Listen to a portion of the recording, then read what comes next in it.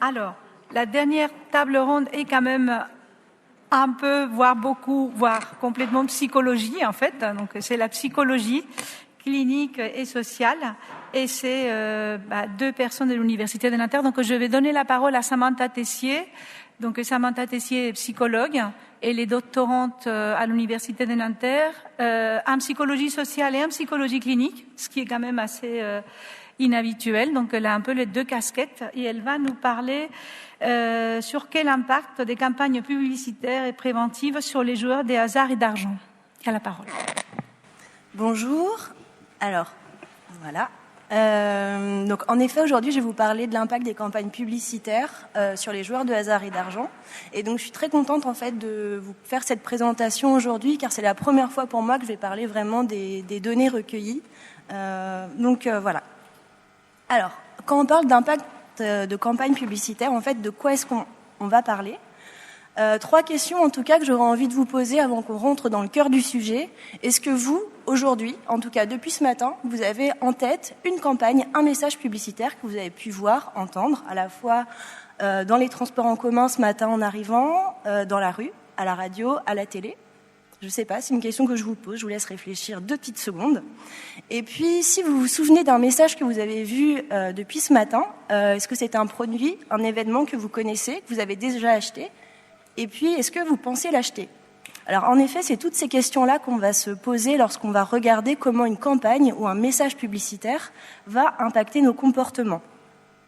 Alors, au quotidien, les études, en fait, sont un peu larges et pas vraiment précises, mais chaque individu serait exposé, donc c'est-à-dire qu'il verrait ou entendrait entre 350, alors c'est le chiffre très très bas, et 2500 publicités par jour. Ces chiffres-là, en tout cas, donc ce sont des chiffres français, sont très sous-évalués par rapport aux chiffres américains ou canadiens, qui vont avancer des chiffres qui vont jusqu'à 8000 ou 10 000 campagnes par jour. Donc, pour celles et ceux qui sont présents, en tout cas dans la salle, je me suis amusée à prendre en photo le boulevard qui est à 100 mètres d'ici.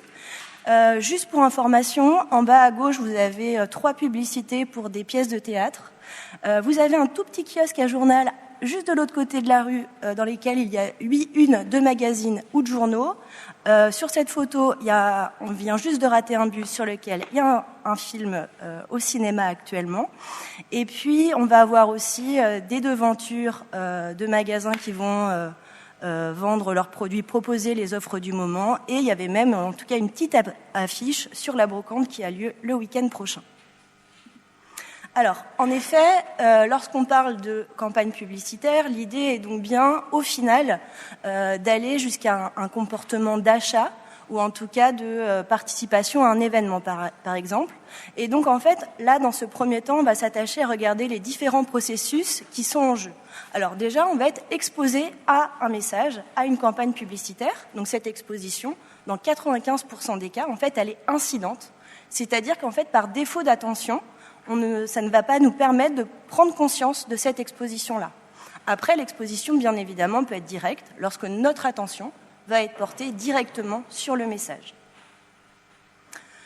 Bien évidemment, si on se dit qu'on est confronté à 2500 messages par jour, on est bien d'accord, notre attention n'est pas en capacité de traiter tous ces messages. Donc en fait, comment est-ce que ça va se passer pour nous et notamment dans notre système de mémoire ? Donc en fait, ce qu'on va pouvoir voir, c'est que ces messages peuvent être stockés à la fois dans notre mémoire à court terme ou à long terme, donc soit quelques secondes, voire toute notre vie. Et puis cette mémoire, elle peut être implicite, ça veut dire qu'on ne va pas avoir conscience directe d'avoir vu vu et entendu ces messages. Pourtant, ils sont stockés dans notre mémoire, ou alors explicite, c'est-à-dire qu'on va être en capacité de dire qu'on vient de voir ces informations-là. Et puis après, en fait, si on s'intéresse à la publicité, l'idée est bien d'avoir une attitude envers une marque, envers un produit, et donc de déclencher un comportement spécifique. Ce qu'on va pouvoir voir, en tout cas, si on regarde un peu les mécanismes liés au marketing, pour avoir une attitude favorable et un comportement d'achat, un message publicitaire va fonctionner lorsqu'on va connaître au préalable le produit ou la marque, lorsqu'on va avoir une sympathie pour la présentation, donc le message, les couleurs, l'image présentée, et puis la fréquence de la présentation, et notamment en insistant sur les caractéristiques du produit proposé. Alors, dans le cadre des jeux de hasard et d'argent, qu'est-ce que nous savons ? En fait, les études vraiment sur les jeux de hasard et d'argent se sont développées depuis max 20 ans pour les plus anciennes, mais elles restent somme toute assez différentes, et puis les jeux de hasard et d'argent englobent une diversité de jeux qui fait que les études, en tout cas, sont assez éparses et apportent quand même quelques bribes d'informations. Donc, ce qu'on va pouvoir voir, c'est que de manière générale, les messages publicitaires vont impacter les joueurs, et ce qui est assez intéressant, en tout cas, ce qui peut capter notre attention à nous aujourd'hui, c'est que ces messages vont avoir vont influencer plus particulièrement les joueurs qui sont problématiques, c'est-à-dire les personnes qui jouent déjà de manière très régulière, voire sont dépendantes.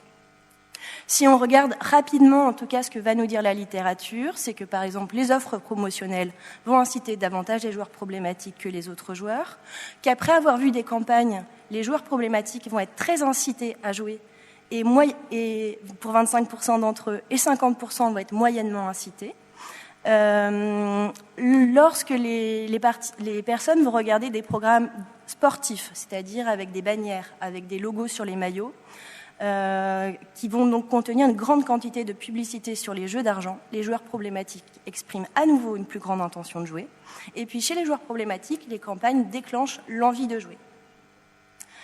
Aussi, de manière globale, ce qu'on va pouvoir voir, c'est que la réception de messages directs, donc que ce soit des mails, des messages textes ou des promotions, est associée de manière générale à une plus grande intention de jouer.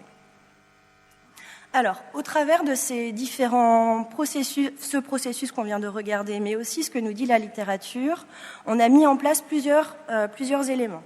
Alors, si on reprend notre chaînon qui va de l'exposition jusqu'au comportement de jeu, on a mis en place 3 phases différentes. La première phase a été un questionnaire dans lequel on s'est posé des questions dans l'idée de regarder quels sont les souvenirs qu'ont les joueurs de ces campagnes, et puis quelles ont été les intentions ou les comportements qui ont été associés à la visualisation ou au fait d'entendre ces campagnes. Ensuite, on s'est posé aussi des questions sur la manière dont les joueurs interagissent dans un environnement virtuel qui va reproduire en tout cas un environnement, on va dire, réaliste, à la fois comment ils se comportent en termes de regard, comment est-ce qu'ils les mémorisent et est-ce que ça leur donne envie de jouer. Et enfin, on a procédé à des entretiens de recherche dans l'idée d'évaluer la perception qu'ont les joueurs sur leur propre sensibilité aux campagnes et à leur comportement de jeu. Alors je vais revenir plus en détail sur la méthodologie qu'on a mis en place. La première étape a été de réaliser un questionnaire en ligne.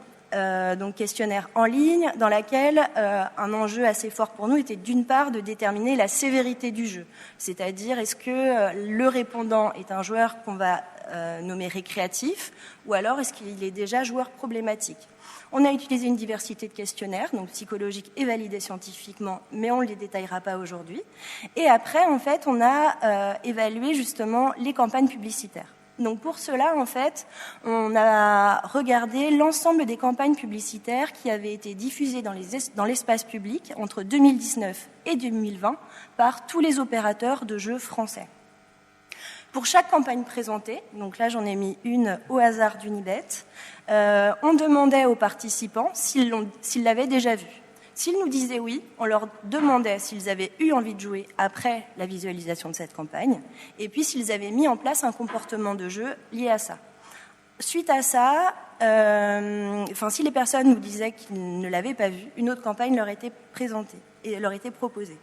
Donc, en fait, ce questionnaire a été relayé sur Internet, c'est un questionnaire en ligne. Il a été relayé à la fois sur les réseaux sociaux, auprès des joueurs de la Française des Jeux et via un panel de consommateurs plus largement. À partir du questionnaire, en fait, dans le questionnaire, il était demandé aux personnes si elles souhaitaient participer aux étapes suivantes de l'étude. Donc en fait, nous avons regardé les personnes qui nous avaient donné leur accord, mais aussi celles qui habitaient en Île-de-France. Parce qu'en fait, au sein de l'Université Paris-Nanterre, nous avons un dispositif de réalité virtuelle. Et donc, nous avons mis en place un environnement virtuel qui reproduit l'espace public. Donc là, il y a une image qui a l'air un peu floue reproduite ici, mais en tout cas qui reproduit un environnement de rue classique.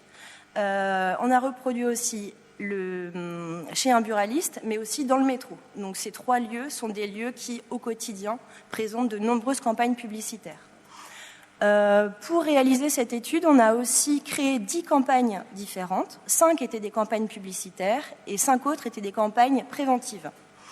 Et puis, en fait, différentes mesures ont eu lieu pendant la réalité virtuelle. Alors, avant la réalité virtuelle, pour évaluer de quand date la dernière session de jeu du participant et son envie de jouer, en tout cas, à ce moment précis.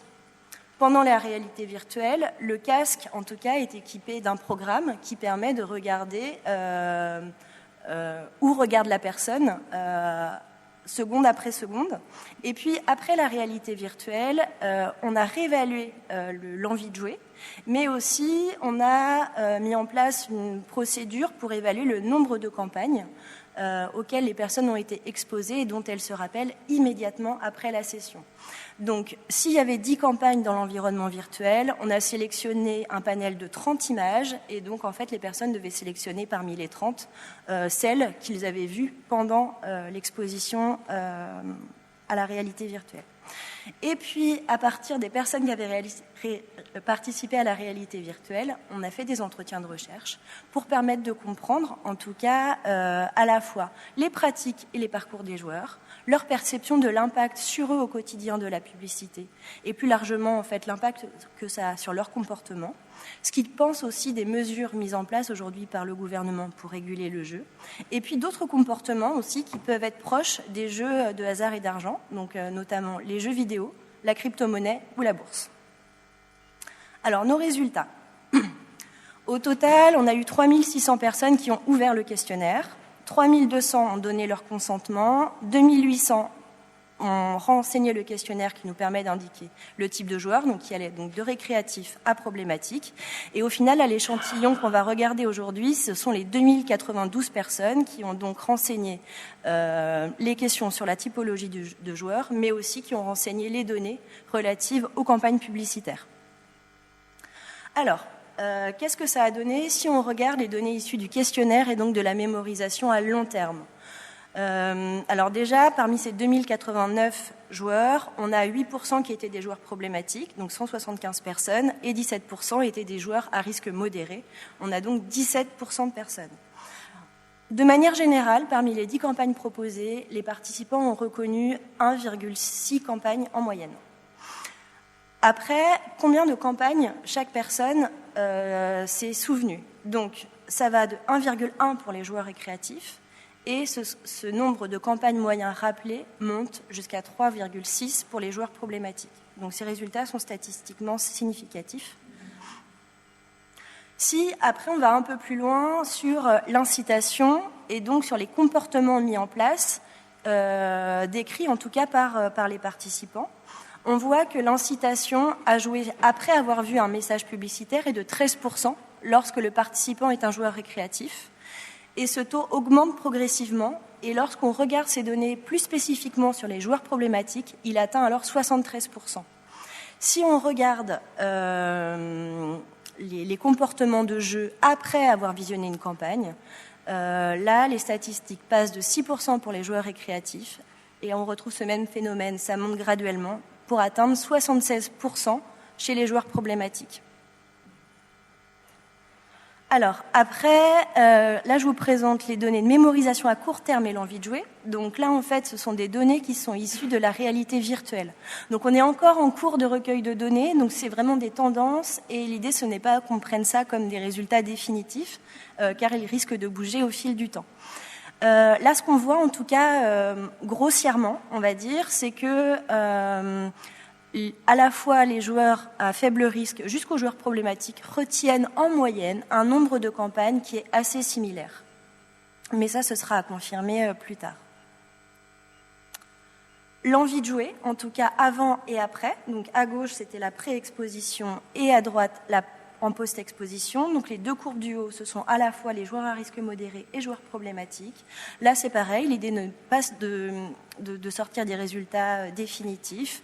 Mais en tout cas, ce que les statistiques semblent nous montrer pour l'instant, c'est que pour les joueurs à risque modéré et problématique, il y a une tendance à la hausse de l'envie de jouer après avoir été exposé à des campagnes dans un protocole, on va dire, écologique via la réalité virtuelle. Au travers des résultats, en tout cas, là, ce que j'ai eu envie d'illustrer, c'était qu'est-ce que nous disent les joueurs au travers des entretiens de recherche sur cette thématique-là. Alors, globalement, ils vont nous dire qu'ils sont influencés par les campagnes, mais lorsqu'ils pratiquent déjà ce jeu. Donc par exemple, je me souviens d'un participant, donc c'était le premier qui est sur la diapo, mais en effet, il joue à des jeux de tirage, il fait 2 tirages par semaine, et en effet, dans la rue, il voit des publicités pour le poker, pour le foot, mais jamais en fait, ça ne lui a donné envie de jouer, et ni même pratiqué en tout cas ce type de jeu. Et puis après, il y a aussi et donc ça mènera à des analyses plus tard, mais sur les campagnes publicitaires, donc là, il y a l'entreprise qui fait la campagne, donc je ne vais pas forcément être tentée d'aller sur le site pour parier si je ne suis pas affiliée à la marque. Donc là, c'est pareil. Là, on retrouve ce fait au-delà de, par exemple, je fais des paris sportifs, du coup, je suis preneur de codes qui vont m'intéresser. Non, là du coup, j'ai une adhésion à une marque. Mais cette information-là, elle est aussi contredite par certains autres qui vont voir des grosses cotes. Donc là, forcément, on est toujours sur le pari sportif, mais qui vont aller comparer chez les autres opérateurs de jeux, parce que certains ont des comptes chez tout le monde. Et donc, ils vont aller prendre les sites qui proposent les meilleures cotes. D'ailleurs, que ces sites soient validés par l'ANJ ou pas. Et puis, il y a un fort impact aussi des messages promotionnels lorsqu'ils sont envoyés par mail et puis lorsqu'ils informent de jackpots qui vont inciter à jouer. Notamment, j'ai un grand nombre de personnes qui me parlent des grosses cagnottes. Alors, je pense notamment à l'euro-million et les 130 millions d'euros à gagner ce vendredi soir. Et puis, il y a les crédits. Il y a les crédits de dépôt. En effet, vous mettez 3 €, on vous offre 3 autres euros. Et donc ça, ce sont aussi des éléments qui vont arriver de manière assez récurrente dans les entretiens et qui vont inciter les participants à jouer. Donc, ce que nous pouvons en dire, mais aujourd'hui, on est d'accord, on reste globalement dans les grandes lignes. Donc, au travers de la réalité virtuelle, ce qu'on voit, c'est qu'une mémorisation implicite et inconsciente à court terme, on ne peut pas dire qu'il y a un résultat fort. Donc, globalement, aussitôt après avoir été exposé, le nombre moyen de rappel semble similaire d'une typologie de joueur à un autre. On note tout de même davantage d'envie, d'incitation et de comportement de jeu chez les joueurs problématiques que chez les autres, notamment au travers du questionnaire et de la mémorisation à long terme. Et puis, une plus grande mémorisation des campagnes publicitaires par les joueurs problématiques. Donc ça, c'est ce qu'on a vu aussi au travers du questionnaire. Même si on refait le lien avec la formation des attitudes, en effet, on pourrait relier ça au processus de création d'attitudes, et notamment sur la connaissance de la marque et de son usage, qui vont en tout cas accentuer la fréquence d'exposition et donc aussi d'incitation à jouer. Vous l'avez compris, il nous reste encore plein de choses à faire. Donc à venir, forcément, à la fois la réalité virtuelle, continuer l'analyse, mais aussi en intégrant de nouveaux participants, regarder les résultats sur l'eye tracking. Donc qu'est-ce que ça a donné, en tout cas, comment se comportent les joueurs dans cet environnement virtuel. Et puis l'idée après, ce sera bien évidemment de mettre tout cela en lien pour comprendre si les joueurs se rappellent des campagnes publicitaires, sont aussi ceux qui vont les regarder les plus, et puis regarder les différences ou les similitudes de comportement envers les campagnes préventives et publicitaires, ce qui à ce jour on n'a pas encore fait. Et puis quels sont les facteurs qui vont déclencher un comportement de jeu chez les personnes, parce que comme je vous le disais, on a aussi recueilli une diversité d'échelles psychologiques, donc qu'elles soient émotionnelles, sociales, cognitives ou sociodémographiques. Voilà. Je vous remercie.